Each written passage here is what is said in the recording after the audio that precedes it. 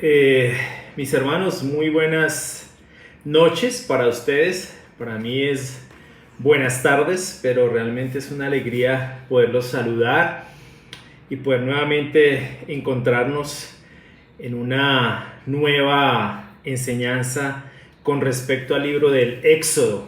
Ha sido muy especial, ha sido muy emocionante poder compartir este tiempo en el libro de Éxodo. Y el día de hoy tenemos una clase muy especial, vamos a estar en Éxodo 13 y específicamente vamos a hablar de el título de mi clase es En honor al Señor. Así va a llamarse mi clase, En honor al Señor. Pero antes de que podamos empezar, les pediría el favor me acompañaran en una oración. Igualmente la alabanza va a estar allí colgada en la descripción del video o en el chat. Recuerden que aunque esto es un pregrabado, vamos a montarlo en estreno y vamos a estar escuchando. El chat va a estar en vivo, entonces vamos a poder tener la oportunidad de hacer comentarios, de saludarnos unos a otros. De alguna forma, estos medios permiten hacer eso y me siento muy agradecido de poder tener estos medios porque a través de ellos hemos podido sin falta, y de forma muy continua estar predicando la palabra del Señor. Entonces vamos a orar y si quieren evidentemente escuchar la alabanza, pues obviamente podemos tener la alabanza, va a estar ahí colgada en la descripción del video, pero qué especial poder compartir este tiempo juntos como iglesia. Vamos a orar y continuamos con nuestra enseñanza en Éxodo 13. Padre Santo, gracias por esta noche, por este tiempo con mis hermanos, con la iglesia, el poder compartir, Señor, nuevamente una enseñanza en Éxodo 13. Te agradezco, mi Señor, por la oportunidad que nos das, Padre Santo, de compartir este tiempo juntos. Te ruego, mi Señor, que nos acompañes, que nos guíes con tu Espíritu Santo, mi Señor, que nos permitas, Padre Santo, poder estudiar tu palabra el día de hoy. Padre, te oro porque tu palabra llegue muy profundo a la vida de cada uno de mis hermanos, Señor. Te oro porque tu palabra, Señor, como siempre te he orado, no regrese a ti vacía, sino que cumpla con el propósito con el cual sale de ti. Te agradezco, Señor, por esta noche, por este tiempo que estamos con nuestros hermanos compartiendo tu palabra. Te pido me uses poderosamente enseñando tu palabra y que tu palabra sea de provecho para cada uno de nosotros, nos edifique, nos anime, nos construya, nos alimente, nos nutra, Señor, y haga de nosotros personas completamente diferentes. Gracias, Padre, por este tiempo. Nos ponemos en tus manos, mi Señor, y en el santo nombre de tu Hijo yo te oro y te pido todo, mi Dios. Amén. Bueno, vamos a abrir nuestras Biblias en Éxodo 13 y vamos a leer Éxodo 13.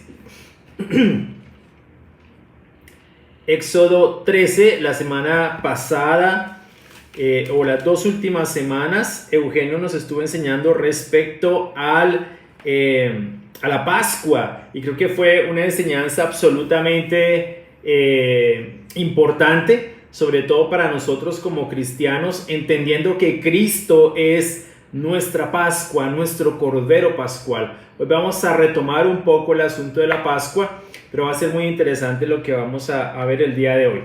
Vamos a ir leyendo del versículo 1, vamos a leer hasta el versículo 16, lo tengo en dos secciones, y luego vamos a leer del versículo 17 al versículo 22 cuando abordemos esa sección. Vamos a ir al versículo 1, dice: el Señor habló con Moisés y le dijo: conságrame el primogénito de todo vientre, míos son todos los primogénitos israelitas y todos los primeros machos de sus animales. Moisés le dijo al pueblo: acuérdense de este día en que salen de Egipto, país donde han sido esclavos, de donde el Señor los saca desplegando su poder. No coman pan con levadura. Ustedes salen hoy en el mes de Abib, y en este mismo mes deberán celebrar esta ceremonia cuando ya el Señor los haya hecho entrar en la tierra que prometió dar a los antepasados de ustedes. Se trata de la tierra de los cananeos, hititas, amorreos, heveos y jebuseos, tierra donde abundan la leche y la miel. Durante 7 días comerán pan sin levadura y el día séptimo celebrarán una fiesta en honor al Señor. En ningún lugar de su territorio debe haber nada que contenga levadura, ni siquiera habrá levadura entre ustedes. Comerán pan sin levadura durante estos 7 días. Ese día ustedes le dirán a sus hijos: esto lo hacemos por lo que hizo el Señor por nosotros cuando salimos de Egipto, y será para ustedes como una marca distintiva en la mano o en la frente, que les hará recordar que la ley del Señor debe estar en sus labios, porque el Señor los sacó de Egipto desplegando su poder. Año tras año, en la misma fecha, cumplirán con esta ley. Una vez que el Señor los haga entrar en la tierra de los cananeos y se la haya dado conforme al juramento que les hizo a ustedes y a sus antepasados, le dedicarán al Señor el primogénito de todo vientre y todo primer macho de su ganado, pues esto le pertenecen al Señor. El primogénito de una asna podrá ser rescatado a cambio de un cordero, pero si no se rescata, se le quebrará el cuello. Todos los primogénitos de ustedes o de sus descendientes deberán ser rescatados. El día de mañana, cuando sus hijos les pregunten: ¿y esto qué significa?, les dirán: el Señor, desplegando su poder, nos sacó de Egipto, país donde fuimos esclavos. Cuando el faraón se empeñó en no dejarnos ir, el Señor les quitó la vida a todos los primogénitos de Egipto, tanto de hombres como de animales. Por eso le ofrecemos al Señor en sacrificio el primer macho que nace y rescatamos a nuestros primogénitos. Esto será para ustedes como una marca distintiva en la mano o en la frente de que el Señor nos sacó de Egipto desplegando su poder. Ok, vamos a ir hasta ahí, luego vamos a leer el versículo 17 al versículo 22 y todo Éxodo 13, todo este pasaje de Éxodo hace una narración muy específica de 2 eventos muy particulares y que son profundamente significativos para la fe de Israel, pero también indiscutiblemente para la fe de la iglesia. Toda vez que señalan a Cristo por un lado, ¿no?, y lo vamos a observar el día de hoy, y por el otro a la presencia permanente de Dios en medio de su pueblo. Y vamos a ver cómo eso es también de relevancia para nosotros, porque Dios habita hoy en medio de su iglesia por medio del Espíritu Santo, ¿no? Eso lo vamos a retomar también el día de hoy. Esos 2 eventos, estos 2 eventos son específicamente los que marcan esas 2 aspectos significativos, son la consagración de los primogénitos y el paso del pueblo de Israel por el Mar Rojo. Es indiscutible que cada uno de estos eventos, ¿no?, señalan principalmente a la redención efectuada por el Señor Jesucristo. De modo que nuestra historia no empieza con el Nuevo Testamento, nuestra historia empieza desde el mismo momento, y lo estudiamos también en Génesis 3:15, el protoevangelio, empieza allí. Nuestra historia es Antiguo y Nuevo Testamento, por eso es tan importante estudiar el Antiguo Testamento, y eso que estamos haciendo concretamente de estudiar el Éxodo y de encontrar a Cristo en el Éxodo. Entonces, observar, ¿no?, y estudiar todos estos eventos nos permite confirmar, y en particular estos 2, que el plan de redención por medio del sacrificio perfecto de Cristo constituye, sin lugar a duda, un plan eterno. Y que de forma singular, así como el pueblo de Israel se le exhortó a recordar y a proclamar ese evento de su redención a todas las generaciones, como pudimos observar en esta primera sección que leímos, la iglesia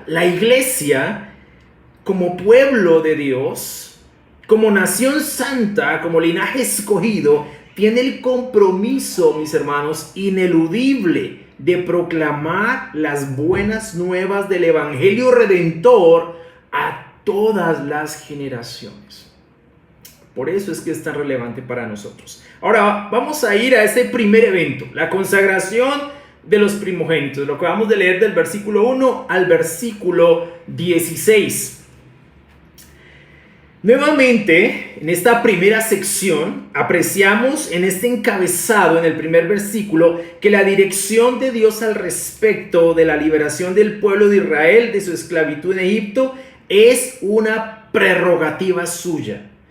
Y así se lo hace saber a Moisés para que se lo comunique al pueblo. Y eso es algo que observamos de forma permanente. Recuerden que Moisés también es un tipo de Cristo como mediador.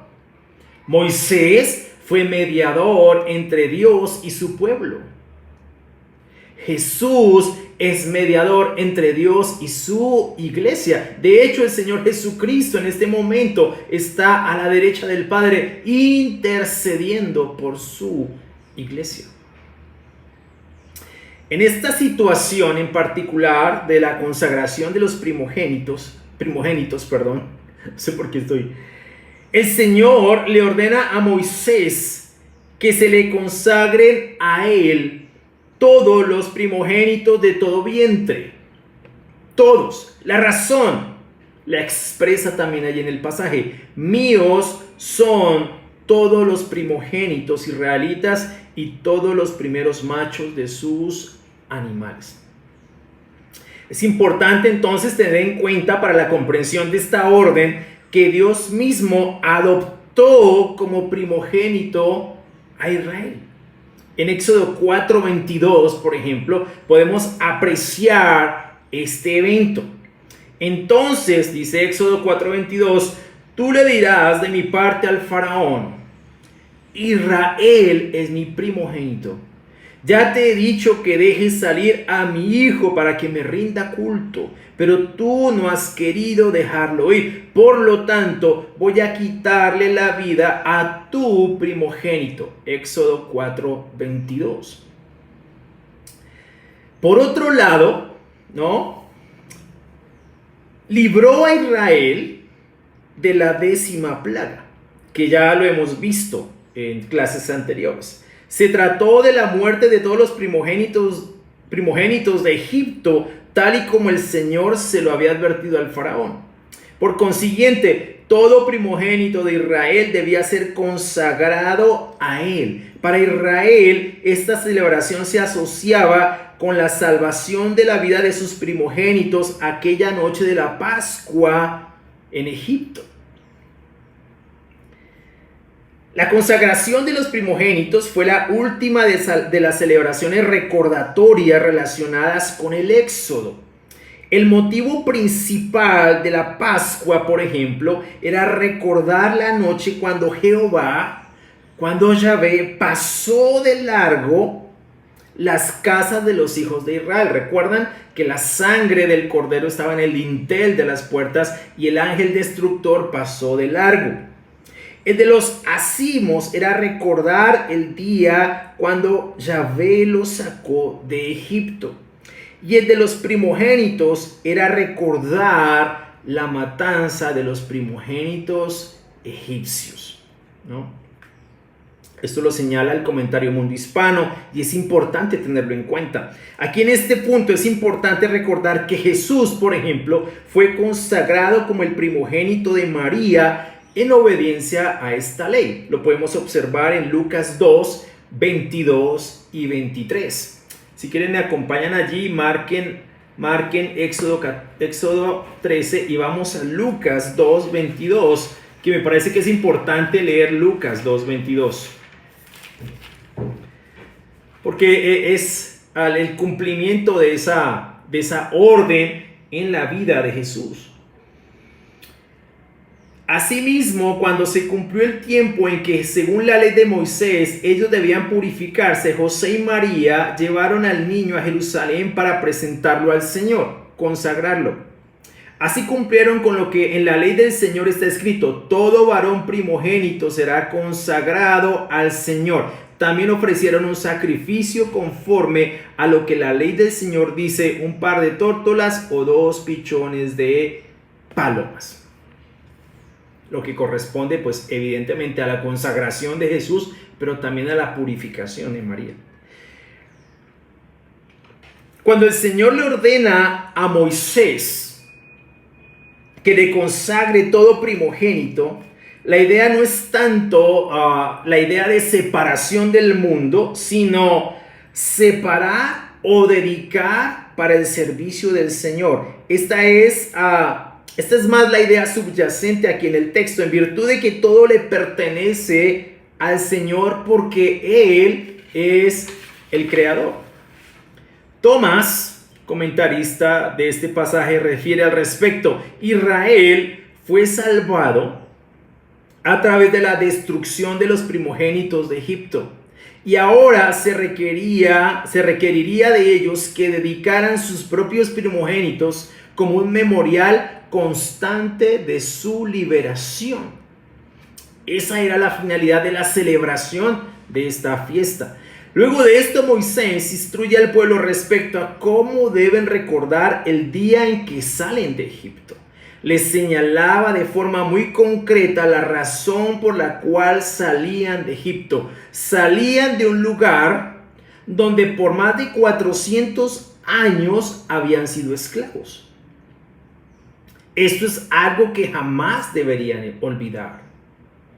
El lugar de donde fueron sacados, de un lugar de esclavitud, de un lugar donde estaban siendo oprimidos, donde un lugar que, a pesar de vivir en una de las mejores tierras de Egipto, eran oprimidos. Egipto era símbolo de opresión.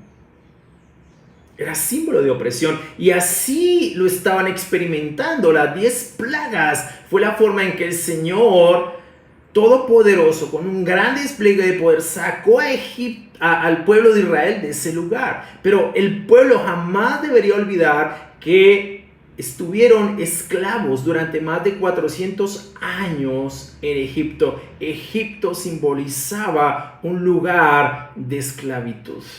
No solo como símbolo, sino como hecho.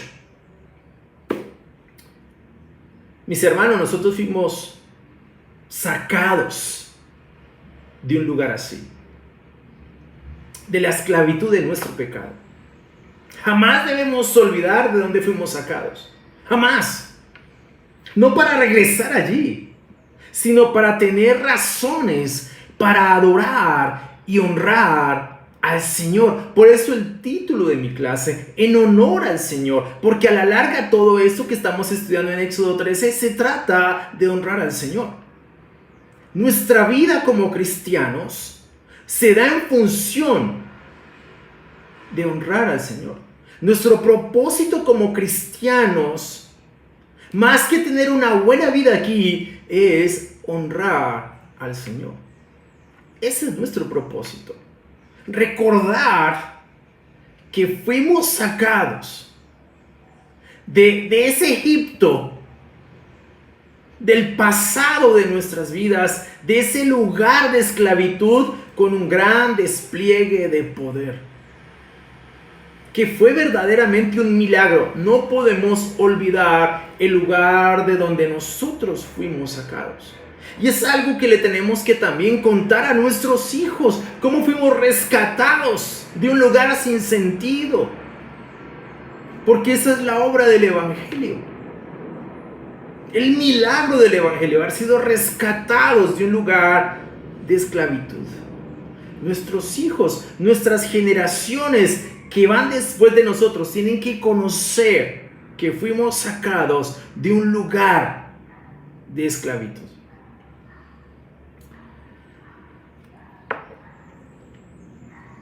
Pero tampoco ellos, los israelitas, debían olvidar que el Señor Todopoderoso los había sacado de allí con un gran despliegue de poder.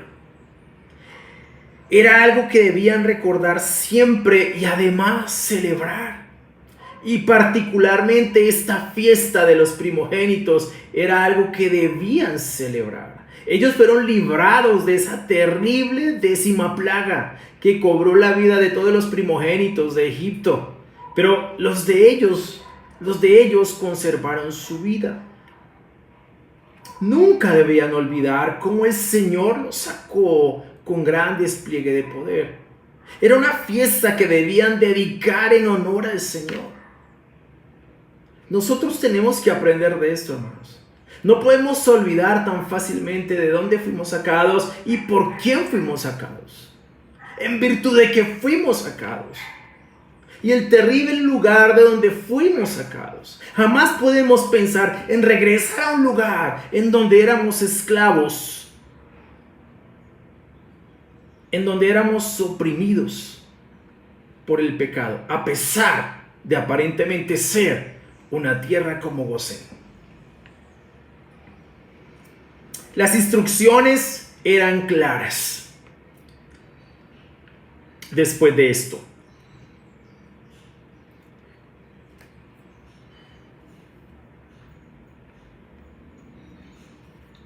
eran claras. No debían comer pan con levadura. No debían comerlo. Y ya sabemos, ¿no? El versículo 6 nos habla de eso. Ya sabemos, ¿no?, lo que ello significaba. Pero solo para recordar. En el mundo hispano dice algo interesantísimo. La gente consideraba la levadura como un poder misterioso y vivo. Debido al poder que tienen los cereales para fermentarse y contaminar una cosecha buena, se la miraba como un elemento destructivo o maligno. Y en la Biblia llegó a ser a menudo un símbolo de corrupción. Y ya sabemos lo que la levadura significaba para ellos en ese momento. Tenían que dejar toda la levadura que habían adquirido durante 400 años de un pueblo, de una nación como Egipto, costumbres, ideas, doctrinas, prácticas, ética. Todo eso debería ser desechado. La levadura simbolizaba, no comer pan con levadura significaba eso, desechar la levadura, desechar lo corrupto, desechar lo agrio, que a la larga eso significa la levadura, desechar todo lo que era destructivo o maligno. La levadura a menudo simbolizaba eso, corrupción. Por ejemplo, en 2 pasajes, en Mateo 16:11, mira lo que dice Mateo 16:11 con respecto a la levadura. En una enseñanza de Jesús a sus discípulos.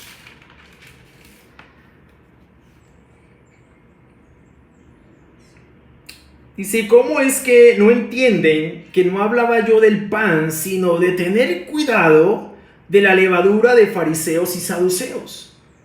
Entonces comprendieron que no les decía que se cuidaran de la levadura del pan, sino de la enseñanza de los fariseos y de los saduceos, que eran doctrinas distorsionadas, diluidas por tradiciones irracionales e innecesarias. También es una enseñanza para nosotros, hermanos, cuidarnos de falsas doctrinas, de doctrinas que simplemente quieren distorsionar el evangelio, la esencia del evangelio. Tenemos que cuidarnos de esa levadura que corrompe, de esas falsas enseñanzas que hoy están pululando por todas partes, que amenazan con destruir la integridad del evangelio. Pero no solamente de esas enseñanzas. Mira lo que dice 1 Corintios 5, refiriéndose precisamente a este tema, 1 Corintios 5, y lo vamos también a retomar más adelante, pero quiero que lo leamos. 1 Corintios 5, versículo 6. Hacen mal en jactarse, y recuerden que eso está en el contexto de un hombre que estaba manteniendo, un cristiano que estaba manteniendo relaciones con su madrastra, y estaban viendo ese evento como algo especial, se estaban jactando de algo así, estaban como alentando una conducta que a la larga era licenciosa. Y en el versículo 6 Pablo reconviene a la iglesia en Corinto y les dice: hacen mal en jactarse. No se dan cuenta que un poco de levadura hace fermentar toda la masa. Refiriéndose a la conducta de este hombre. Y de este hombre en particular. Desháganse de la vieja levadura para que sean masa nueva y panes sin levadura como lo son en realidad. Porque Cristo, nuestro Cordero Pascual, está retomando esto en Éxodo, ya ha sido sacrificado. Así que celebremos nuestra Pascua, no con la vieja levadura, que es la malicia y la perversidad, sino con pan sin levadura, que es la sinceridad y la verdad. No solo cuidarnos de las falsas enseñanzas, cuidarnos de la levadura inmoral, que pretende también destruir la integridad del evangelio en nuestras vidas y al interior de la iglesia.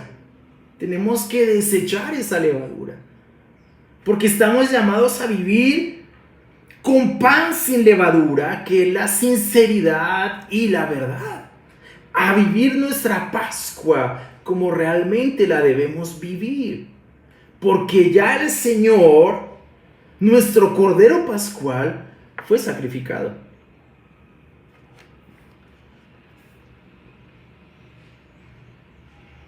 Al repetir las instrucciones en el capítulo 13 que estamos estudiando de Éxodo y versículo 3 al 10, Moisés agrega la prohibición de no comer pan con levadura. La frase "no comeréis nada que tenga levadura" se deriva la palabra levadura básicamente de un verbo que quiere decir ser agrio.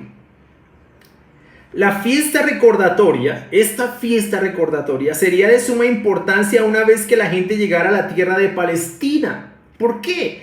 Allí debían enfrentar a pueblos con prácticas religiosas completamente distintas a las de ellos. Debían recordar sus raíces para no ser llevados por los cultos paganos de aquella tierra. El sincretismo, que es básicamente mezclar lo sagrado con lo profano, siempre fue una amenaza para Israel. Nosotros lo podemos ver de forma evidente allí en todo el Antiguo Testamento. En Egipto, Israel sobrevivió como una subcultura dentro de una gran cultura, que era la cultura egipcia. A partir de la formación nacional durante el desierto, todos esos 40 años, se desarrolló una cultura sencilla entre el judaísmo, de un pueblo nómada con una fe monoteísta y una ética elevada, como lo era la del pueblo de Israel. Al llegar a Canaán, esa cultura simple y elevada chocó con una vida pagana y sensual, que era lo que ocurría en la tierra de Canaán.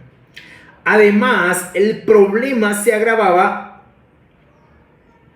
al encontrarse el pueblo en contacto con una cultura más desarrollada técnica y económicamente. La fe de Israel iba a ser puesta a prueba y la semana conmemorativa de su salvación era de suma importancia. Por eso la debían celebrar. Al salir de Egipto no tuvieron tiempo de celebrar esto, pero estando en la tierra prometida tenían que celebrarlo año tras año. ¿Por qué? Porque su fe se iba a ver amenazada por esta cultura canaanita. El Señor en su sabiduría dio a Israel por medio del culto el camino que preservaría y extendería su fe. Estas celebraciones no eran rituales vacíos para la fe de Israel. Eran rituales profundamente significativos. Después perdieron trascendencia y relevancia precisamente porque el pueblo judío lo redujo a meras tradiciones sin significado y sin trascendencia. Pero eso conmemoraba algo muy importante: la salvación de la que fue objeto por parte de Dios el pueblo de Israel. Celebrarlas en una tierra como Canaán era algo que les permitiría mantenerse alejados de esa influencia y esas costumbres paganas de una tierra como Canaán. Por eso, mis hermanos, nuestras celebraciones son tan importantes. Tomar la cena cada domingo es absolutamente importante. ¿Por qué la tomamos cada domingo? Porque la iglesia desde muy temprano tomaba la Santa Cena, celebraba el sacrificio y la resurrección de nuestro Señor Jesucristo el día domingo. Ese primer día de la semana. Lo tomaban, celebraban la redención, celebraban la Pascua. Cuando tomamos el pan y el vino, mis hermanos, estamos recordando el sacrificio de nuestro Cordero Pascual. Esto tiene que ser no simplemente conmemorativo. Tiene que ser algo que trasciende, que nos da el insumo necesario para vivir en un mundo que amenaza la integridad del Evangelio, no solamente como movimiento, como cristianos, sino individualmente, moralmente hablando. Somos una cultura que tiene que hacer contracultura. En una cultura que es predominantemente pagana, sincretista, ha mezclado lo sagrado con lo profano. Tenemos esa responsabilidad.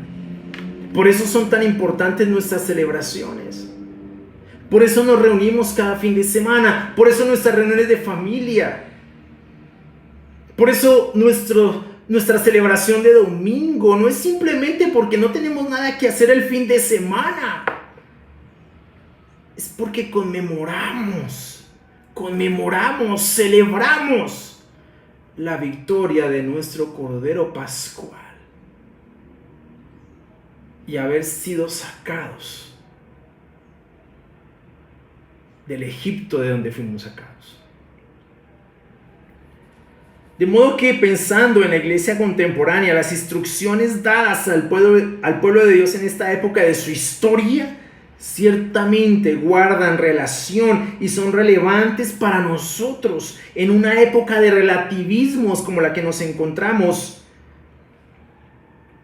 Necesitamos cuidar nuestra fe de la levadura que amenaza con destruirla o fermentarla. Es una advertencia ciertamente considerable para nosotros como iglesia también. El memorial de este día y la razón por la cual ocurrió sería algo que los israelitas deberían imprimir en la mente y corazón de sus hijos. La frase, esto lo hacemos por lo que hizo el Señor por nosotros cuando salimos de Egipto, siempre debería recordarse y siempre sería una fiesta en honor al Señor. Cada fin de semana que nosotros nos reunimos, hermanos, lo hacemos en honor al Señor. Vivimos nuestras vidas en honor al Señor. En honor al Señor. Asegurémonos de vivir de esa manera y de hacerle claro a nuestros hijos y a nuestra descendencia por qué nos reunimos, por qué celebramos cada domingo que nos reunimos y qué celebramos. Necesitamos conocerlo. Hay hermanos que no conocen qué se celebra cada domingo. No nos invitan a una conferencia, nos invitan a la celebración de nuestra Pascua. Eso es lo que celebramos cada domingo. Por eso es tan significativo esto que estamos estudiando, hermanos. Celebramos nuestra redención, celebramos nuestra liberación. Eso es lo que celebramos cada fin de semana.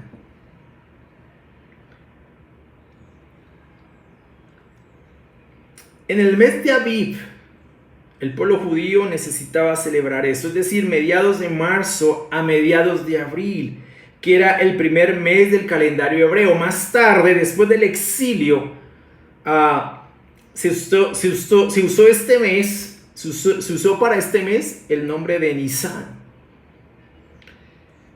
En el versículo 9, Moisés señala una instrucción absolutamente importante para el pueblo del Señor y que era de cualquier forma simbólica, ¿no? El versículo 9 dice, y será para ustedes como una marca distintiva en la mano o en la frente que les hará recordar que la ley del Señor debe estar en sus labios porque el Señor los sacó de Egipto desplegando su poder.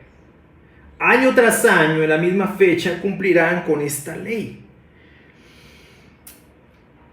Sin embargo, esto dio origen a algo que se conoce como las filacterias, que más tarde los judíos ataban a sus manos, que eran unas cajas pequeñas, que las ataban a sus manos y colocaban en su frente. Las filacterias, estas cajitas pequeñas, eran donde se guardaban porciones de las escrituras con el fin de tener presente la palabra del Señor. Pero ciertamente la instrucción de Moisés iba mucho más allá de afiliarse a este tipo de tradiciones. Iba mucho más allá de simplemente guardar esas escrituras en filacterias. En esencia, significaba que las verdades de la palabra del Señor debían acompañarlos siempre, teniendo guardado en la memoria y en el corazón cómo el Señor los había sacado de Egipto. Porque después esas escrituras estaban guardadas en las filacterias, pero no siempre estuvieron guardadas en su corazón. Aquí el llamado era que esto permaneciera en sus labios, evidentemente en sus corazones. Como cristianos, mis hermanos, las verdades de la palabra de Dios deben acompañarnos siempre. Su palabra debe ser lumbrera en nuestro camino. Las enseñanzas de la palabra de Dios deben ser la fuente de nuestra doctrina y conducta.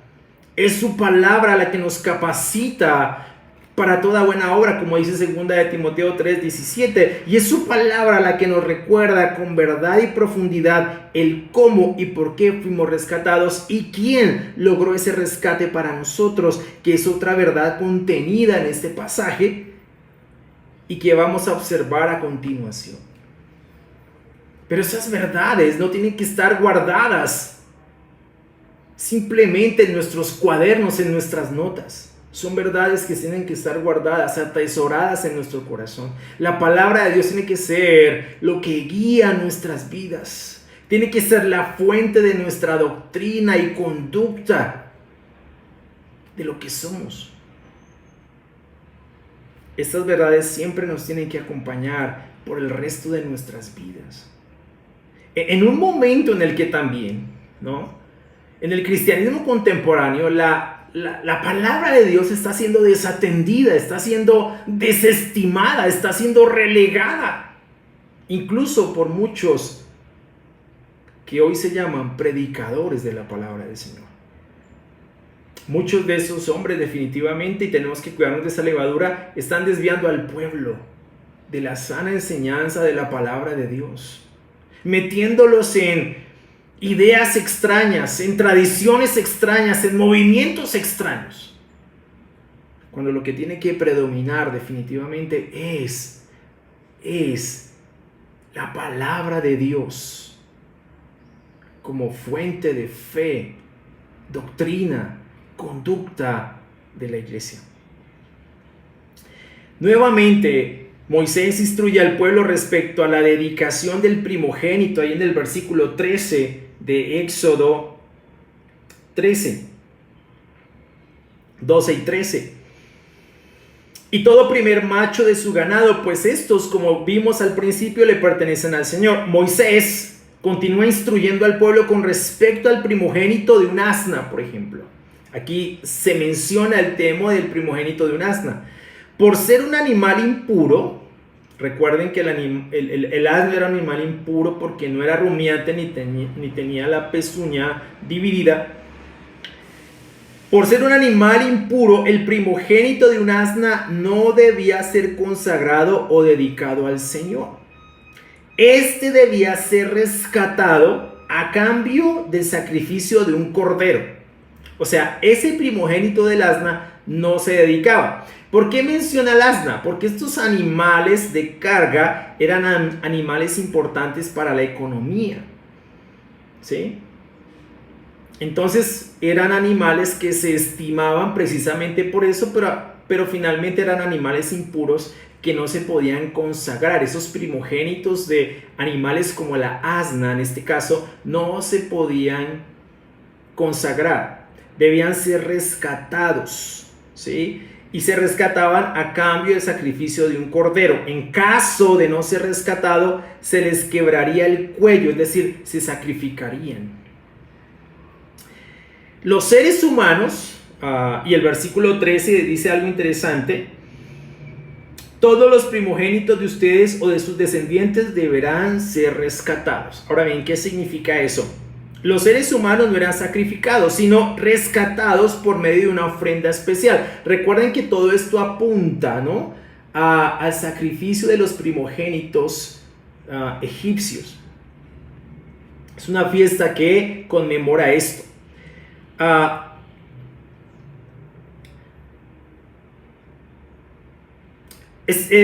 Moisés aquí instruye de nuevo el pueblo respecto a la dedicación del primogénito de todo vientre y todo primer macho de su ganado, pues esto le pertenecen al Señor. Eso tenemos que tenerlo muy bien impreso en nuestra mente, y lo tenían que tener impreso ellos en su mente. Los seres humanos no eran sacrificados, sino rescatados por medio de una ofrenda especial. Su consagración a Dios se daba en vida, no por medio de la muerte.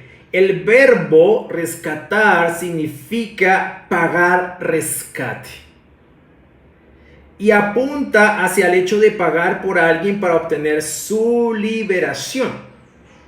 En este caso, el asno era liberado de su impureza, ¿no? Esto, sin lugar a duda, mis hermanos, señala a la obra de Cristo.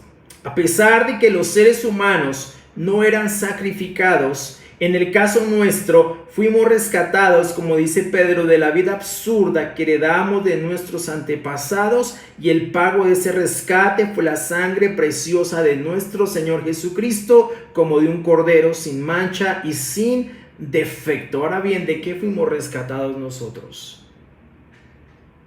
Del pecado. Del pecado. Primera de Pedro 1, 18 y 19 dice lo siguiente: Cristo, nuestro Cordero Pascual, fue el precio de nuestra redención y consagración. Por eso, como lo señala Primera de Corintios 5, 6, 8, debemos celebrar nuestra Pascua con pan sin levadura, que es la sinceridad y la verdad. Primero miremos lo que dice Primera de Pedro 1, 18 y 19. Primera de Pedro 1, 18 y 19 dice: como bien saben, ustedes fueron rescatados de la vida absurda que heredaron de sus antepasados. El precio de su rescate no se pagó con cosas perecederas como el oro o la plata, sino con la preciosa sangre de Cristo, como de un cordero sin mancha y sin defecto.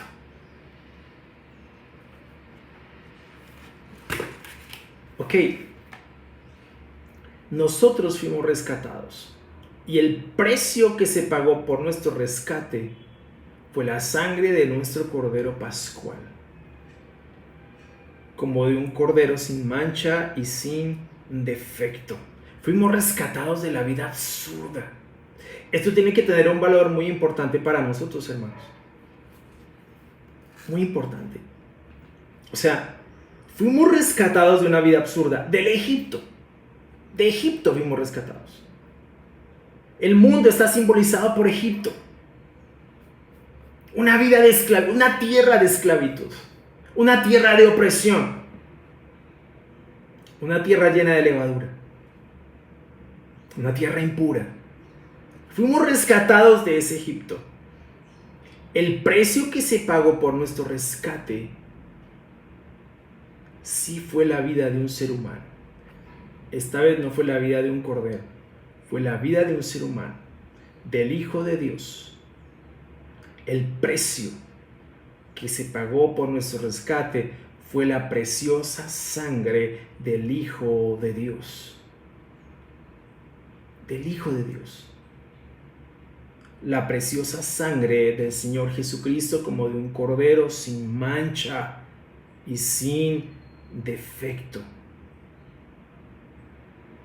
Por eso tenemos que celebrar nuestra Pascua con integridad. Por eso tenemos que vivir en virtud de nuestro Cordero Pascual.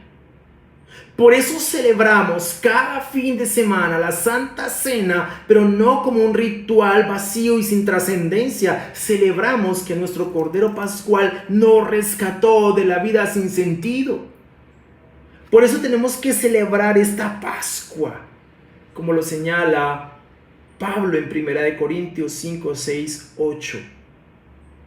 Desháganse, versículo 7, de la vieja levadura para que sean masa nueva, panes sin levadura, como lo son en realidad, porque Cristo nuestro Cordero Pascual ya ha sido sacrificado. Así que celebremos nuestra Pascua no con la vieja levadura, que es la malicia y la perversidad, sino con pan sin levadura, que es la sinceridad y la verdad. Así es como debemos celebrar nuestra Pascua. Nuevamente Moisés instruye al pueblo respecto a la razón del por qué la ofrenda de los primogénitos de los ganados y el rescate de los primogénitos. Fue el Señor desplegando su poder ante la terquedad de Faraón. Era un memorial que debía ser explicado y narrado a las generaciones que seguían, una verdad que los debía acompañar por el resto de sus vidas y baluarte y tesoro doctrinal de su fe como pueblo de Dios, que definitivamente es una lección para nosotros como iglesia moderna. Esto tiene que ser baluarte y tesoro doctrinal de nuestra fe, y lo tenemos que defender de las falsas doctrinas, pero también, mis hermanos, de la levadura que muchas veces está en nosotros. Pablo es muy enfático en decir: desháganse de la vieja levadura, desháganse del viejo hombre,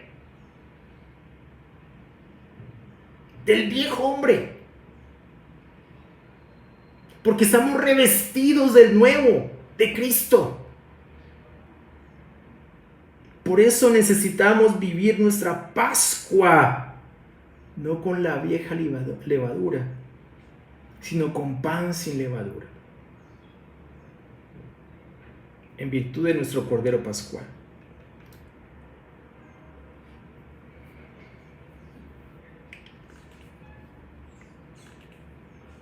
Fue el Señor desplegando su poder ante la terquedad del faraón.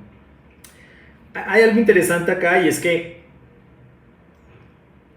el mundo, los presupuestos del mundo, las ideas del mundo, a veces no nos quieren dejar salir de ahí. A veces no quieren dejar salir de ahí. El mundo es absolutamente opresivo, pero también inflexible.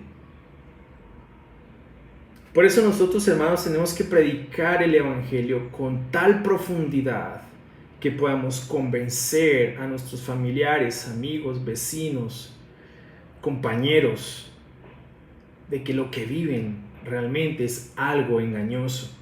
Es algo que los está oprimiendo y a veces ni siquiera se dan cuenta. Aún a nuestros hermanos que están dudando de su fe y que quieren regresar a ese Egipto, hay muchos aquí. Algunos que a lo largo de estos años han regresado allá, sabiendo de dónde fueron rescatados, y han llenado de dolor sus vidas. Tenemos que rescatarlos, tenemos que hacerles entender que regresar realmente está mal, que no hay nada bueno allí. No hay nada bueno allí. Es hora definitivamente de mantenernos donde el Señor nos colocó. El segundo evento en el texto es el paso por el Mar Rojo. Y este paso por el Mar Rojo, o el paso del Mar Rojo, hace evidente algo mucho más allá del simple paso por el Mar Rojo. Hace evidente la presencia de Dios en medio de su pueblo. Vamos a leer versículo 17 al 22. Dice: cuando el faraón dejó salir a los israelitas, Dios no los llevó por el camino que atraviesa la tierra de los filisteos, que era el más corto, pues pensó, si se les presentara batalla, podrían cambiar de idea y regresar a Egipto. Por eso les hizo dar un rodeo por el camino del desierto en dirección al Mar Rojo. Los israelitas salieron de Egipto en formación de combate. Moisés se llevó consigo los restos de José, según este se lo había pedido a los israelitas bajo juramento. Estas habían sido las palabras de José. Pueden contar ustedes con que Dios vendrá en su ayuda cuando eso suceda. Llévense de aquí mis restos. Los israelitas partieron de Sucot y acamparon en Etam, donde comienza el desierto. De día el Señor iba al frente de ellos en una columna de nube para indicarles el camino. De noche los alumbraba con una columna de fuego. De este modo podían viajar de día y de noche. Jamás la columna de nube dejaba de guiar al pueblo durante el día, ni la columna de fuego durante la noche. La narración del texto pasa a un escenario diferente ahora. Concretamente el paso del pueblo por el Mar Rojo. Cuando finalmente el faraón permitió la salida del pueblo de Israel, el Señor no lo llevó por el camino más corto, que era el camino que atravesaba la tierra de los filisteos. La razón de fondo del Señor, como conocedor del corazón de su pueblo, era que si se les presentaba batalla podrían cambiar de opinión y regresar a Egipto.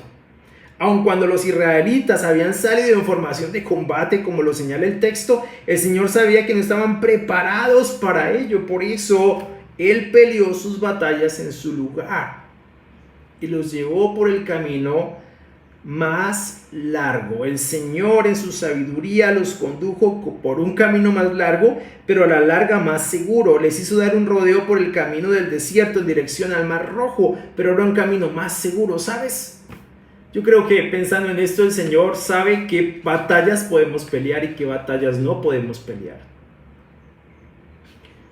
Nunca nos va a permitir pasar por algo que sabemos no vamos a poder soportar. Como dice 1 Corintios también en un texto, ciertamente si nos permite ser tentados de alguna manera o ser probados de alguna manera, también nos dará la sabiduría para salir de allí. Pero ciertamente el Señor nunca permitirá que pasemos por algo que humanamente no podamos soportar, porque conoce nuestro corazón.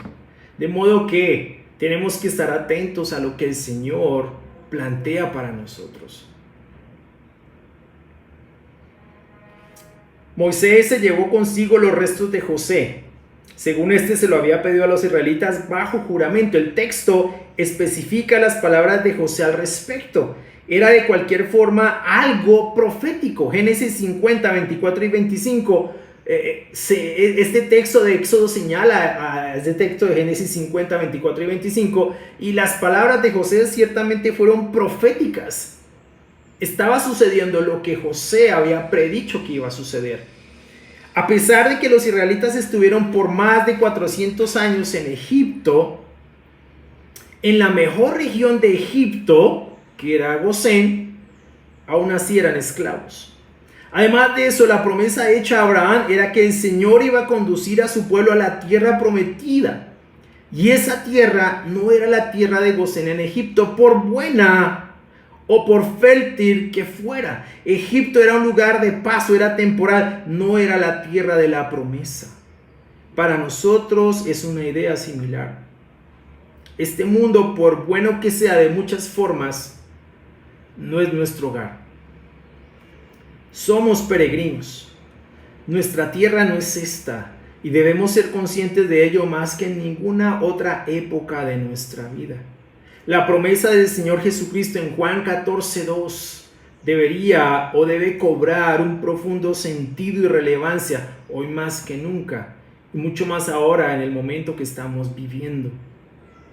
Los israelitas partieron entonces de Sucot y acamparon en Etam, que significa fortaleza. Es interesante, el Señor siempre los colocaba en un lugar seguro, donde su pueblo iba a estar protegido, a pesar de las circunstancias alrededor.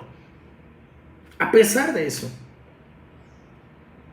El texto señala un aspecto resaltable, que es en esencia lo que remarca el texto aquí: la presencia continua del Señor en la dirección de su pueblo hacia la tierra prometida. El texto es enfático en señalar que jamás la presencia del Señor dejó de guiar a su pueblo durante el día o durante la noche. Lo resaltable aquí es esa columna de nube y esa columna de fuego que permanentemente guiaba a su pueblo en dirección a la iglesia, a la tierra prometida. La presencia misma del Señor en medio de su pueblo. Clerk dice lo siguiente al respecto: esta era la Shekinah, o morada divina, y era la prueba continua de la presencia y protección de Dios en medio de su pueblo. Ahora, esto señala hacia la presencia de Dios permanente y continua en medio de su pueblo, con la promesa del Espíritu Santo en la vida de cada cristiano. La Shekinah está dentro de nosotros como cristianos. El Espíritu Santo, mis hermanos, permanece dentro de nosotros. Si es que somos cristianos, si es que hemos puesto nuestra fe en Cristo, el Espíritu Santo nos va a guiar hacia nuestro destino eterno. Nos va a conducir a la verdad. Va a interceder por nosotros. Va a iluminar esa verdad contenida en la palabra de Dios para que esa verdad permanezca en nosotros por siempre. El mismo Señor Jesucristo lo dijo en Mateo 28, 18 al 20: y yo estaré con ustedes siempre hasta el fin del mundo. Y Él está con nosotros en este momento. El Espíritu Santo dentro de nosotros, esa presencia continua del Señor en nosotros y en medio de nosotros, esa Shekinah, esa guía permanente, nos debe animar y fortalecer a que no estamos solos.